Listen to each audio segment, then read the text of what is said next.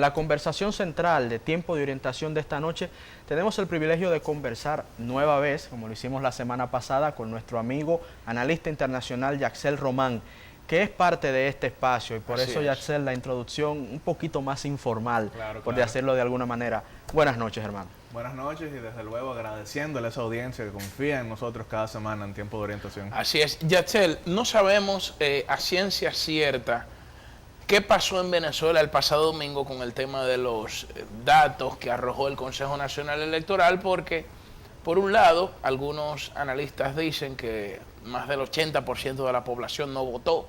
Por otro lado, dicen los que favorecen al oficialismo que votó prácticamente el 50%, casi el 50%. 48%. O sea, 48%. Hay datos que varían mucho. Tú, primero, quisiera conocer una panorámica general de tu lectura sobre lo que pasó el domingo y de cuál fuente confiable nosotros podemos tomar los datos para tener un parámetro real de lo que sucedió. Lo primero que tengo que decir es que en una situación como la de Venezuela no hay datos confiables, porque sencillamente hay todo el control, todo el poder en torno a la organización, escrutinio y todo lo relacionado con la votación que se llevó a cabo recaía en el gobierno, un gobierno que ha sido muy cuestionado, no solamente por el Grupo Lima, que son los 18 países de la región latinoamericana, sino también por la totalidad de la Unión Europea. Ahora bien, si le damos cierta validez a los datos ofrecidos por el Consejo Nacional Electoral, entonces hay que tomar algo en cuenta. Vamos a basarnos en los datos oficiales porque son datos que ellos no pueden rebatir porque son los de ellos. Y ellos reconocen que un 52% no acudió a votar en Venezuela. Eso es un número alto, es un número que quizá no es completamente fuera de lo común, porque sabemos que en Colombia, en el plebiscito del año 2016, votó un 39% del padrón. Sí, pero Chile, tú estás hablando de un plebiscito, o sea, no unas elecciones presidenciales. A eso voy, que precisamente, o sea, cuando uno ve por sí solo el número del 52% de abstención, eso no es algo que sea fuera de lo común. En Colombia incluso se ha elegido presidente con un 43% del padrón. En Chile, el año pasado se eligió a Sebastián Piñera con una participación del 51% del padrón. Aquí antes del 94 se elegían también presidentes con bueno, no, aquí de un 35, un 40. No, porque yo estoy hablando de la participación. El 35 y 40 es el porcentaje dentro de la participación de los candidatos y demás. Claro. Y de por sí, aquí la única elección que hemos tenido en República Dominicana que ha tenido una abstención bastante alta fue la de 1990, pero después hemos sido el país sin voto obligatorio con mayor participación en América Latina. Pero, ¿a qué voy? Vuelvo y digo, los números por sí solos no son lo suficientemente escandalosos, pero cuando uno ve las tendencias, que es lo mismo que pasa muchas veces con las encuestas, tú nunca puedes ver el número que te da una encuesta de manera aislada, tú tienes que ver todo lo que ha ido evolucionando hasta llegar a eso. Entonces, en la última elección presidencial de Venezuela, en el año 2013, ¿cuántas personas votaron? Un 79% del padrón en ese momento. Entonces, cuando vemos que de un 79 baja un 48, entonces tenemos que reconocer que hubo una abstención bastante política. ¿Por qué digo política? Porque incluso aquí en la República Dominicana el 30% que no vota no es necesariamente que toma una decisión consciente para enviarle un mensaje al sistema. Tenemos que tomar en cuenta que gran parte de ellos son emigrantes que se encuentran en otros lugares y no votan, pero en Venezuela, que también ha tenido un éxodo muy notable, lo cierto es que dentro de los que están en dicho país, eso llegó a más de la mitad que no votó. ¿Cuáles son los estamentos de poder en los que descansa el régimen de Maduro? Porque todos nos preguntamos, y le hacíamos la pregunta a un consultor político que estuvo la semana pasada en El Sol de los Sábados. Señor González. Así es, le preguntamos cómo es posible que, teniendo tanta aversión el electorado venezolano hacia el régimen de Nicolás Maduro, este señor se presente a unas elecciones ilegítimas del todo, pero cómo es posible de que pueda perpetuarse tanto en el poder y aparezca ahora con unos videitos, porque él tiene una estrategia como para mediática, para conectar con la gente de las redes sociales, respondiéndole a muchas personas a través de las redes sociales. O sea, luce tranquilo, luce él desde el poder cada día más afianzado. Sí. O sea, por eso te pregunto, ¿cuáles son los estamentos en los que descansa el régimen de Maduro? Lo cierto es que Nicolás Maduro no se enfrentó el domingo a un candidato lo suficientemente fuerte y aglutinador dentro de la oposición, porque si bien Henry Falcón ha sido una persona de trayectoria mayormente respetable, ex gobernador del estado de Lara, ex integrante del chavismo, porque él viene del Partido Socialista Unido de Venezuela. ¿Tú no crees que lo de Falcón fue para hacerle el juego al mismo chavismo? ¿Tú crees que hubo una intención? Yo no pudiera llegar a dicha conclusión. Lo que sí te tengo que decir es que él no era una persona que aglutinaba la mayor parte del voto opositor, porque quienes sí son líderes relevantes dentro de la oposición: Enrique Capriles, inhabilitado; Leopoldo López, apresado; Antonio Ledesma, llevado al exilio; María Corina Machado, también entonces inhabilitada. Entonces, cuando los 4 principales candidatos son inhabilitados de participar, pero no solamente eso, sino los principales partidos de la oposición, porque Primero Justicia, el partido de Enrique Capriles, inhabilitado de participar; Voluntad Popular, que es el partido de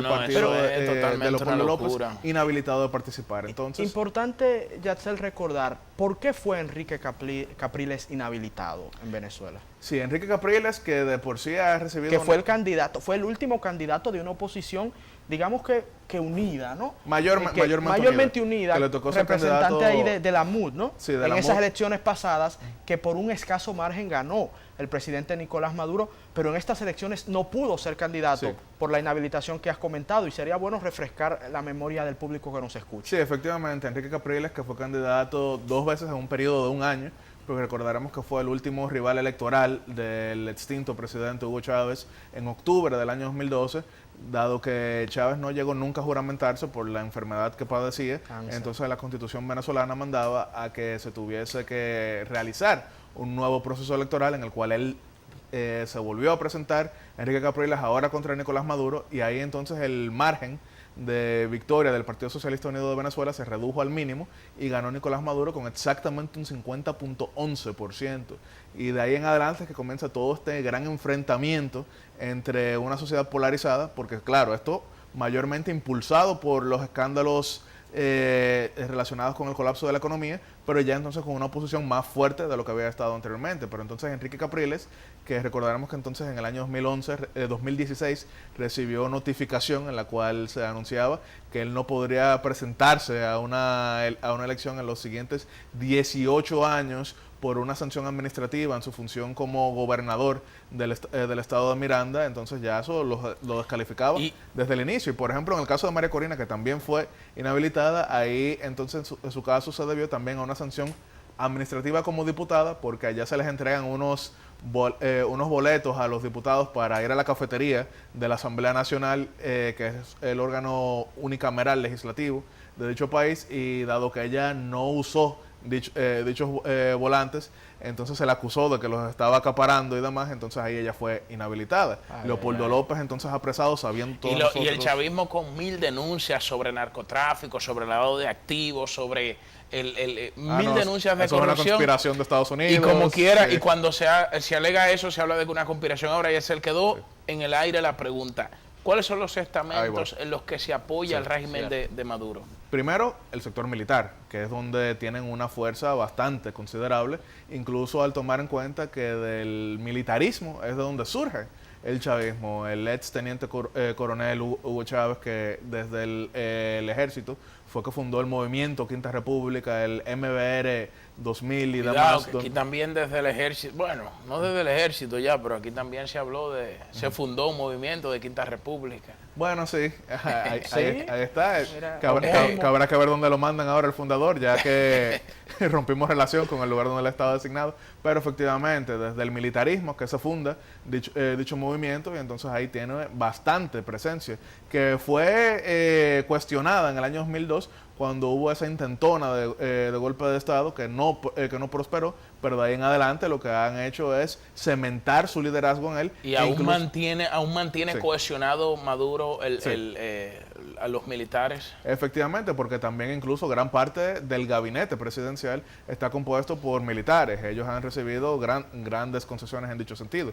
Pero también, por ejemplo, luego de que perdieron la mayoría en la Asamblea Legislativa, en el año 2015 lo que hicieron fue llevar a cabo unas elecciones a un supuesto proceso de asamblea constituyente. No, totalmente, oye, una aberración. Una aberración en el cual entonces le quitan las funciones a la asamblea legislativa, y ahí con un mamotreto, entonces se quedan con una mayoría absoluta del 100%, donde toman todas estas decisiones, convocan a elecciones, es ahí donde el presidente da su discurso de rendición de cuentas y demás, y sencillamente usurpan el poder legislativo en un golpe de Estado legislativo. Yetzel, uno de los elementos que explican también la alta abstención fue el llamado a boicot de las elecciones de una gran parte de la oposición. Por eso voy.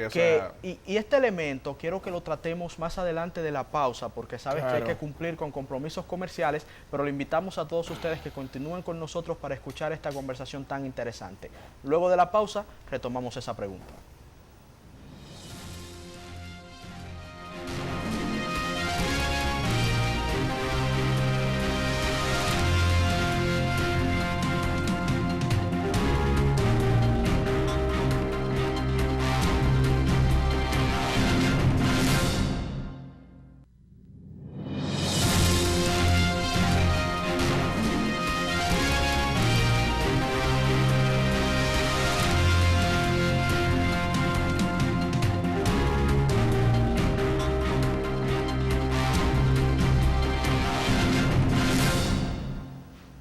Antes de la pausa, iniciamos una pregunta que va en el sentido de la estrategia opositora de llamar a boicot de las elecciones y del impacto que esto tuvo en el resultado final. Nos gustaría saber, ¿crees que fue una estrategia correcta por un lado? Y en segundo lugar, ¿por qué entonces el candidato que sí se presentó y que representó el mayor porcentaje de la oposición no pudo conglomerar o no pudo aglutinar a su alrededor un mayor segmento de esta disidencia contra el gobierno de Maduro? Es que yo no diría que ahí hubo una estrategia. ¿Por qué? Diría que no hay estrategia porque no se trata de que los sectores opositores, luego de un largo proceso de discusión, llegaron a la conclusión de que era una elección en la cual no debían participar, como pasó en el año 2005. Ellos no fueron a las elecciones legislativas de ese año, pero por lo que consideraban era una situación desfavorable. Aquí no era una situación solamente desfavorable, sino que, vuelvo y digo, los 4 principales candidatos inhabilitados, los 2 principales partidos inhabilitados, entonces ¿a qué elección uno va a ir? Entonces, obviamente, cuando Henry Falcón se desliga del sector mayoritario de la oposición, estos no lo iban a apoyar de manera pública porque era algo que no resistía el más mínimo análisis, no resistía el más mínimo aval por todo lo que estaba sucediendo, y entonces por eso vimos que logró únicamente recibir alrededor de un millón de votos. Sí, 1 millón algo más de votos. Y demás. Pero entonces, ¿por qué no era plausible tomar a Falcón como estandarte de una oposición unificada que, si nos llevamos de estos resultados, hubiese tenido posibilidades de competir contra el chavismo? O contra el madurismo, digamos. Que vuelvo y digo, claro. con un régimen que Porque estaba... Maduro no tiene nada que ver con Chávez ahora. Bueno, tiene muchísimo que ver. Chávez fue que lo escogió directamente. Oye, sí, fue su última voluntad política. Pero, sí, Gregorio Luperón eligió a Lilis.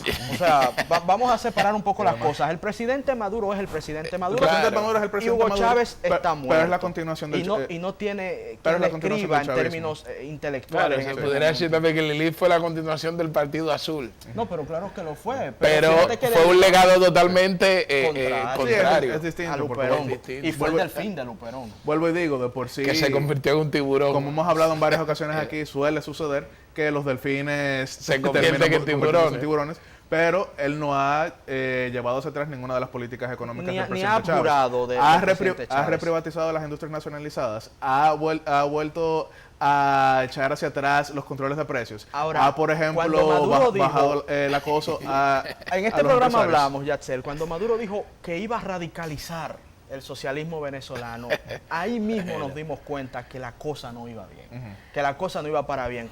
Pero de todas formas, ¿por qué Falcón no era una opción viable para la oposición? Es que vuelvo y digo, cuando estamos viendo un régimen que tomó tantas medidas para asegurarse de que los opositores no participaran, entonces ahí no había ninguna garantía. Y yo entiendo la estrategia personal de Henry Falcón, porque él piensa, bueno, si todos los demás se encuentran vetados, a lo mejor yo puedo ser la voz de todos ellos, pero desde el punto de vista de una estrategia común opositora que aglutine, eso no fue algo que pudiera defenderse. Y de por sí, los sectores opositores habían anunciado durante bastante tiempo, por lo menos los mayoritarios, que querían ir a elecciones. Enrique Capriles en todo momento había anunciado que sería candidato. Incluso Henry Ramos Alup, que fue presidente de la Asamblea, representante del Partido de Acción Democrática, se había proclamado como candidato presidencial, pero después de tantos abusos era injusto pensar que ellos van a participar. Ahora, también nosotros le hacíamos una pregunta al analista político, al consultor político que estuvo en esta semana, la semana pasada en el Sol de los Sábados,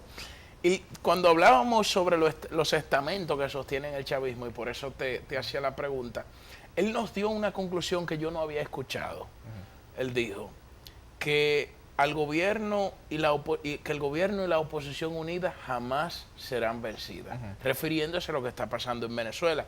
A pesar de que hay parte de la oposición inhabilitada en Venezuela, y eso es cierto, antes de estas elecciones, cuando vimos, por ejemplo, las elecciones a las gobernaciones, elecciones regionales, el gobierno arrasó en esas elecciones, y aunque se reitera que no hubo condiciones mínimas de garantías de democracia, también la oposición se presentaba dividida a esas elecciones. Entonces, ¿qué pasa en estos momentos de que, a pesar de que están inhabilitados, no se sientan en una mesa de diálogo a elegir una persona que pueda enfrentar a Nicolás Maduro? Porque hay que tomar en cuenta que no se trata de una oposición única. Ahí hay pensamientos conservadores, es un arco liberales, que hay socialdemócratas, incluso comunistas. Ahí el partido Bandera Roja forma parte de la oposición, el propio partido Movimiento al Socialismo, Avanzada Progresista y demás, y eso desde el punto de vista ideológico, pero también desde los liderazgos personales. Hay mucha gente que no puede ni verse, y eso yo no lo digo justificando, porque creo que eso es gran parte de lo que ha habilitado que durante todo este tiempo un gobierno tan desacreditado como el de Maduro se haya mantenido. No solamente los abusos, porque también hay que reconocer que la oposición comete muchos errores. E incluso en el Sol de los Sábados, en varias ocasiones, yo he citado aquella frase sarcástica de Giulio Andreotti, el 6 veces primer ministro italiano, cuando dijo que conozco muy bien mis limitaciones, pero cuando miro a mi alrededor, me percato que no estoy rodeado precisamente de gigantes. Entonces, obviamente, ese sector opositor tiene muchos retos a lo interno. Así es. No son los principales causantes de lo que sucede, pero no se ayudan. Para ir finalizando con el tema de Venezuela y hablar un poco de otros temas importantes de la región a nivel político, ¿qué vislumbras? En primer lugar, dentro de estos 6 años para los cuales ha sido electo y reconocido por unos cuantos países muy influyentes. Y en segundo lugar, Irán, ¿crees que República Dominicana va a reconocer al gobierno de Nicolás Maduro? Bueno, de por sí, el día de hoy salieron algunas declaraciones que ofrecía el Diario Libre en ese sentido, porque República Dominicana ha sido un país tradicionalmente de relativa neutralidad. Solamente en los casos de Perú, en el año 2000, cuando recordaremos que el canciller Eduardo Latorre fue encargado por la OEA para mediar entre las acusaciones de fraude contra Alberto Fujimori el año 2009, el golpe de Estado en Honduras, que Leonel Fernández participó también en las mediaciones y demás, solamente en esas ocasiones nos hemos involucrado. Pero yo considero que en este caso, reconocer el gobierno venezolano no sería neutralidad, eso sería tomar partido contra un gobierno que se encuentra cada vez más aislado. Ahora, yo considero que eso significa que el presidente Medina deba salir públicamente y condenar a Nicolás Maduro. No considero así. No saldrá, pero tampoco lo saldrá a aplaudir. Eso es lo que yo considero. Para mí eso sería lo más prudente. Porque precisamente, ¿por qué la neutralidad de República Dominicana? Y es que como a nosotros no nos gusta que se metan con nuestros asuntos, principalmente el tema haitiano, no nos gusta meternos en los demás. Ahora, aplaudir a Nicolás Maduro no sería neutralidad. No. Trasladándonos a México, ¿quién entiendes que ganó el último debate presidencial? El más reciente. Depende de cómo uno define ganador. Porque, por ejemplo, quien llegó con mayor cantidad de propuestas, quien llegó con la mejor exposición de aquello que presenta, fue el candidato de Por México al Frente, la alianza entre el PAN y el PRD, Ricardo Anaya. Ahora, si definimos ganar con quien se mantiene protagonista posterior al episodio, entonces tendremos que decir que Andrés Manuel López Obrador, que no tuvo una presentación mínimamente creíble en cuanto a visión de nación, pero sí tuvo momentos reiterados en cuanto a apelar al sentimiento de quien los ve. Entonces Andrés Manuel López Obrador. ¿Y tú crees que, y antes de que pasara la pregunta, Ernesto, que los debates en sí influyen en la percepción del votante o pueden cambiar el rumbo de unas elecciones? Depende de dónde estamos hablando, pero porque los debates lo que hemos visto es que radicalizan ya a los partidarios de cada quien. El que va a un debate pareciese que ya tiene una opinión formada. Sí, ya tiene una opinión formada y defiende a su acólito, a su líder político, aunque éste haya metido la pata. Sí, eso depende de dónde estamos hablando, porque por ejemplo en Estados Unidos, que es un sistema bipartidista, entonces los debates lo que sirven muchas veces es para ese enfrentamiento bipolar entre un sector que tiene la mitad del electorado y otro sector que tiene la otra mitad del electorado. Pero en México, que es un sistema multipartidista, lo que hemos visto tradicionalmente es que en los debates sí han existido factores que influyen al votante posterior. Por ejemplo, en el año 2006, cuando Felipe Calderón fue al primer debate y que Andrés Manuel López Obrador no fue, entonces eso tuvo una repercusión que Felipe Calderón, que estaba en tercer lugar en las encuestas en ese momento, la semana siguiente estaba en primer lugar. Ahora bien, el votante de Andrés Manuel López Obrador, que esta es su tercera candidatura en un país que tiene sexenios, no es un votante que va a dejar de ir a echar su marca por él por lo que vean un debate o no. Es un votante que ya lo conoce profundamente. Bastante bien. Ahora, ¿qué sí puede pasar? Que el votante anti López Obrador, que está ahora dividido entre el Partido Revolucionario Institucional con su candidato José Antonio Meade y el votante del Partido de Acción Nacional, se peleen entre esa franja, que es lo que ha estado pasando mayormente. Por eso hemos visto que el PRI, hacia quien ha asumido la narrativa más directa y más frontal, es contra el PAN, no contra López Obrador, que lo ataca constantemente, pero sabe que el que ya decidió votar por López Obrador muy difícilmente decide entonces México, ir por el partido de la dictadura perfecta. Tan lejos de Dios y tan cerca de Estados Unidos. Yo no comparto esa frase. Qué grande, Dios mío. Yo creo que gran parte del beneficio económico de México ha sido estar del lado de Estados Unidos. Y justamente por esa razón, las alarmas se han encendido con las políticas proteccionistas de Donald Trump, que diría yo que son proteccionistas en el discurso, porque lo que vamos viendo es que él está buscando mejores condiciones de intercambio para su país, aunque no compartimos la forma quien leyó sus en libros que lo está haciendo. Sabe la estrategia de negocios que de de por Trump. sí eso fue gran parte del debate. Donald Trump fue muy protagonista en dicho debate. López Obrador decidió no polemizar con él. José Antonio Meade decidió defender la política del gobierno de Enrique Peña Nieto, que ha buscado ciertas negociaciones. Aunque dicen Yatzel que Donald Trump es el mejor asesor de campaña de Andrés Manuel López Yo no Obrador. lo comparto por el hecho, vuelvo y digo, de que Andrés Manuel López Obrador no ha asumido una línea frontal contra Trump, como sí la ha asumido Anaya, que parece que leyó muy bien los libros de Donald Trump, como estábamos hablando ahora, cuando él dijo que hay el detalle que a quien es débil se le humilla, se le ataca, a quien es fuerte se negocia con él. Y él lo que está diciendo es que él va a tener un gobierno fuerte y que iba a poner en agenda todo lo que tenga que ver con cooperación bilateral de México para presionar a Estados Unidos. Muchísimas gracias, Yatzel. La verdad que es sumamente interesante estos temas. Las elecciones tanto serán de el 1 México de julio. Como Venezuela. Y hay que resaltar que el jefe de misión de la Organización de Estados Americanos en dicho país será el expresidente Leonel Fernández en su cuarta elección que él encabeza una observación. El último presidente dominicano que había encabezado una misión de la OEA fue Donald Reed Cabral en las elecciones de Costa Rica de 1977. A propósito, Yatzel, no te preguntamos aquí, ya lo habíamos hecho en otro programa, pero ya finalizando brevemente sobre las declaraciones de Zapatero y ese rol que jugó Zapatero ahora como observador electoral en Venezuela. Se deslegitimó totalmente, no solo como cabildero, sino como mediador y como estadista, porque yo creo que si Zapatero, que de por sí hay que reconocerle que ha dedicado esfuerzos como poca gente para llegar a un acuerdo en Venezuela, si él quería que su rol siguiera siendo respetado, no debió salir a avalar unas elecciones que fueron producto de un diálogo fallido aquí en República Dominicana. Yo, que he respetado a José Luis Rodríguez Zapatero, porque recordaremos aquel episodio en Chile, cuando Hugo Chávez estaba atacando de manera directa a José María Aznar, y él dijo, yo puedo estar en las antípodas del presidente Aznar, pero él fue legítimamente electo por los españoles, así que exijo respeto para él.